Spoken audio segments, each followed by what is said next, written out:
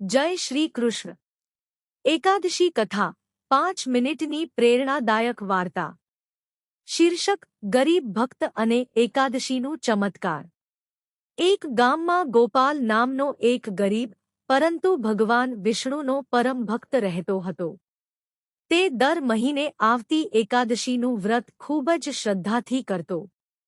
ગરીબી હોવા છતાં તે ક્યારેય એકાદશીનું વ્રત છોડતો નહોતો। એક દિવસ ગામના ધનિક શેઠે તેની મજાક ઉડાવી અને કહ્યું, ખાલી વ્રત કરવાથી કોઈ ધનવાન નથી બનતું। ગોપાલ હસીને બોલ્યો, હું ધન માટે નહીં, ભગવાનના આશીર્વાદ માટે વ્રત રાખું છું। એ જ રાત્રે ગોપાલને સ્વપ્નમાં ભગવાન શ્રી વિષ્ણુએ દર્શન આપ્યા અને કહ્યું, હે ભક્ત, તારી નિષ્ઠા અને ભક્તિથી હું ખૂબ પ્રસન્ન છું। કાલે સૂર્યોદય પછી તારા ઘરની બહાર જે મળશે તે તારી ગરીબી દૂર કરશે। બીજે દિવસે સવારે ગોપાલે ઘર બહાર જઈને જોયું તો ત્યાં એક નાનો માટીનો ઘડો પડ્યો હતો। તેણે ખોલીને જોયું તો તેમાં સોનાના સિક્કા હતા। ગોપાલે તે ધનનો ઉપયોગ પોતાના માટે જ નહીં, પરંતુ ગરીબોને ભોજન કરાવવા, મંદિરની સેવા કરવા અને દાનમાં પણ કર્યો।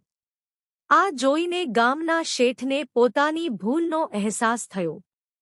તે ગોપાલ પાસે આવ્યો અને પૂછ્યું, આ ચમત્કાર કેવી રીતે થયો? ગોપાલે જવાબ આપ્યો, ભગવાનને ધન નહીં, સાચી શ્રદ્ધા અને નિષ્ઠા પ્રિય છે।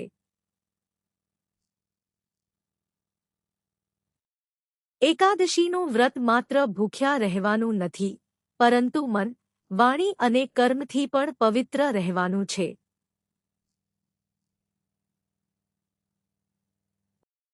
તે દિવસથી આખું ગામ ભક્તિપૂર્વક એકાદશીનું વ્રત કરવા લાગ્યું।